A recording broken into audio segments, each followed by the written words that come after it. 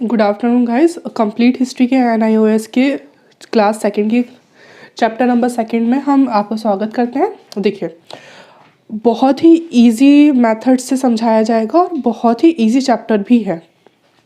Chapter की heading देख लेते हैं, ज्योग्राफिकल सेटिंग या भारत का भौगोलिक इतिहास। क्यों समझना ज़रूरी है ज्योग्राफिकल सेटिंग को इंडियन हिस्ट्री के लिए या फिर किसी भी जगह की हिस्ट्री के लिए क्यों ज़रूरी होता है? क्योंकि हमेशा आप देखेंगे कि जो भी भौगोलिक इतिहास होता है, हमारे पास जो भूगोल होती है, उसकी व्यवस्था होती है, वो आपके इतिहास में हमेशा इम्पैक्ट डालेगी ही डालेगी।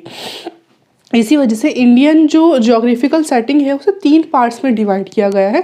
फर्स्ट जो है आपके हिमालय आते हैं, ठीक है। सेकंड में आपके रिवर्स आते हैं और थर्ड में आपके पेनिनसुलर यानी कि प्रायद्वीप आते हैं। प्रायद्वीप भारत आता है। अब इंडियन मैप के थ्रू अगर आप देखेंगे तो हिमालय आपके यहाँ पर हिमालय आपके आ जाते हैं, ठीक है। यहाँ पे आपके रिवर्स आ जाते हैं, सिंधु है, ये यमुना है, ये गंगा है और नीचे यहाँ पर दक्कन प्लेट्यू आ जाता है, ईस्टर्न, ये वाला पार्ट जो है वो ईस्टर्न पार्ट और ये वेस्टर्न पार्ट के रूप में आपके सामने आ जाता है। अब देखिए किस तरीके से जो इतिहास है, जो हिस्ट्री है, वो ज्योग्राफिकल सेटिंग जो है वो हिस्ट्री को इम्पैक्ट करती है। अगर आप हिमालय की बात करते हैं, ठीक है, सिर्फ इस पोर्शन को अगर हम यहाँ पर देखते हैं तो किस तरीके से यहाँ पर आप जानते हैं, यहाँ पर आप चाइना स्टार्ट हो जाता है और यहाँ पर आपके ये हिंद महासागर है, यहाँ पर अरब महासागर है। तो ये तीनों जो जगह है वो पानी से घिरी हुई है और यहाँ पर आपका पाकिस्तान और अफ़गानिस्तान आ जाता है। लेकिन जब हम एशियंट हिस्ट्री को पढ़ रहे हैं तो ये भी पार्ट इंडिया का ही पार्ट था, ठीक है। तो क्या होता था, मान लीजिए यहाँ पर आपके हिमालय हैं, ठीक है, तो यहाँ पर तो आप हमला कर नहीं पाएंगे, ठीक है। किसी को भी अगर हमला करना पड़ेगा और यहाँ पर पानी का सोर्स है तो यहाँ पर इन जगहों से भी आप हमला करना यहाँ पे पॉसिबल नहीं है। समुद्री यात्रा करके हमला तो किया नहीं जा सकता। तो क्या होता था कि जब भी हमला किया जाता था भारत पर तो ये सोर्स अपनाया जाता था, इस जगह से हमला किया जाता था। तो हिमालय किस तरीके से प्रोटेक्ट करते थे भारत को? वो 2 तरीके से। एक तो यहाँ पर किसी भी तरीके से हमला नहीं करेगा क्योंकि इतने बड़े हिमालय हैं, इतना बड़ा हिमालय है, वहाँ से पार कर यहाँ पर आना बहुत ज़्यादा मुश्किल था। दूसरा, जो ठंडी हवाएं यहाँ पर आती थी नॉर्थ की तरफ से, उन हवाओं को भी रोका जाता था। अब आप यहाँ पर देखिए तो ये हिमालय इस तरीके से प्रोटेक्ट करते थे। अब आप रिवर्स की बात करें, ठीक है, यहाँ से सिंधु निकलती है, यहाँ से यमुना, सिंधु घाटी सभ्यता का भी जो विकास हुआ था, जो आप आगे पढ़ेंगे, सिंधु घाटी सभ्यता, तो वो भी यहीं पर हुआ, ठीक है। यमुना है, गंगा है, तो यहाँ पर क्या होता था, यहाँ पर हमारे पास रिसोर्सेज बहुत ज़्यादा थे, ठीक है। रिसोर्सेज जो आपके हैं वो यहाँ पर बहुत ज़्यादा थे क्योंकि पानी था, पानी होने की वजह से जो ज़मीन है, यहाँ पर मिट्टी है, अब मिट्टी अच्छी होती थी, उसकी क्वालिटी अच्छी होती थी, तो खेती बाड़ी की जा सकती थी, खेती की जा सकती थी। तो उसकी वजह से क्या होता था, आपके पास रिसोर्सेज आते थे, रिसोर्सेज के बिहाफ पर फिर आप बिजनेस कर सकते थे, ठीक है। तो इंटरनेशनल बिजनेस फिर डेवलप्ड होता था। तो ये जो चीज़ें होती हैं रिसोर्सेज के बिहाफ पर, ये वाला जो पार्ट था, आप सिंधु घाटी सभ्यता के बारे में आगे जाकर पढ़ेंगे तो क्या होगा, आपको पता चलेगा कि ये सभ्यता इंटरनेशनल बिजनेस भी करती थी, ठीक है। तो किस बिहाफ पे कर पाती थी? क्योंकि यहाँ पर रिसोर्सेज बहुत ज़्यादा अच्छे थे। तो ये जो पार्ट था वो हमेशा से बहुत फलता फूलता पार्ट था और यही रीज़न था कि जो इन्हीं जगहों से प्रभावित होकर, ठीक है, तो जो विदेशी थे वो यहाँ पर आक्रमण करते थे। हूण है, आपके शक है, तो ये सब क्या होता था, यहीं से इधर से ही आते थे और इधर से ही आकर भारत पर हमला किया जाता था। अब तीसरे चीज़ की बात करते हैं क्योंकि भारत को 3 पार्ट्स में बांटा गया है। हिमालयाज़ की हमने बात कर ली है, तो दूसरा रिवर, और यहाँ पर अगर आप नॉर्थ इंडिया प्लेन और नॉर्थ इंडिया की बात हमने कर लिया। तीसरा जो हमारा पार्ट आता था वो ये आता था, ठीक है, यानी कि हमारा साउथ इंडिया वाला पार्ट। साउथ इंडिया वाले पार्ट में क्या होता था, क्योंकि यहाँ पर फिर से आपके क्या है, आपके पर्वतें हैं, ठीक है।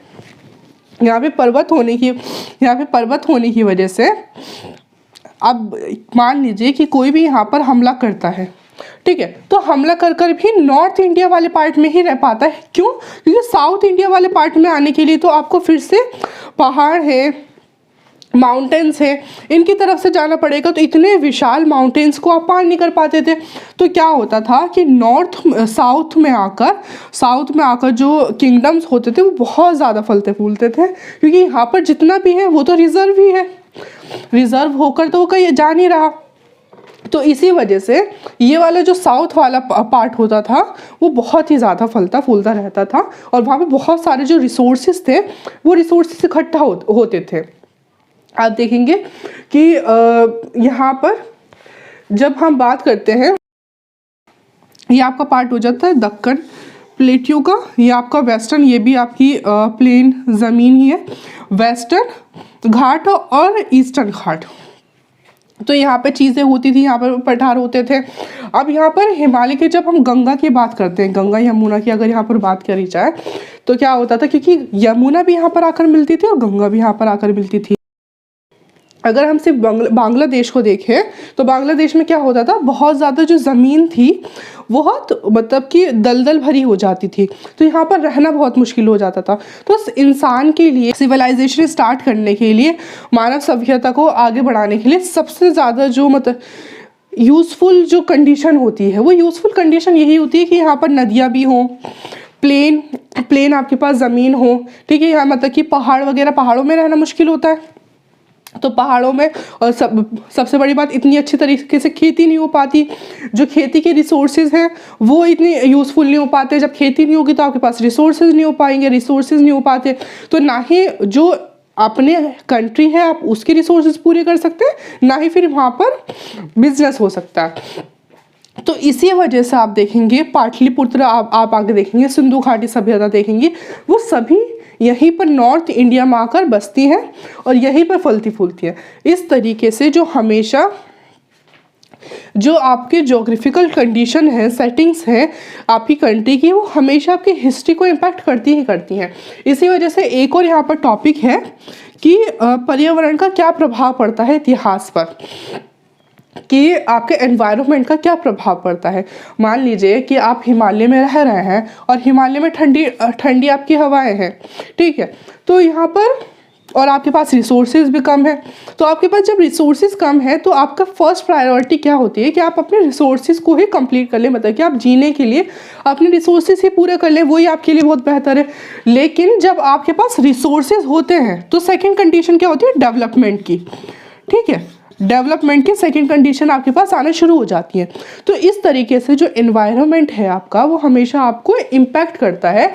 अब यहाँ पर क्या है कि यहाँ पर जो आपकी कंडीशन होगी वो आपकी सेकंड कंडीशन में अप्लाई होगी कि आप व्यापार कर पा रहे हो, बिजनेस कर पा रहे हो, सिविलाइज्ड हो पा रहे हो। तो ये सारी चीज़ें हमेशा आप देखते हैं कि इम्पैक्ट दिखाती है हिस्ट्री पर। तो यहाँ पर आपका सेकंड जो क्लास है वो कंप्लीट होती है। इसके सेकंड पार्ट में हम नेक्स्ट वीडियो के साथ मिलेंगे। Thank you, have a nice day.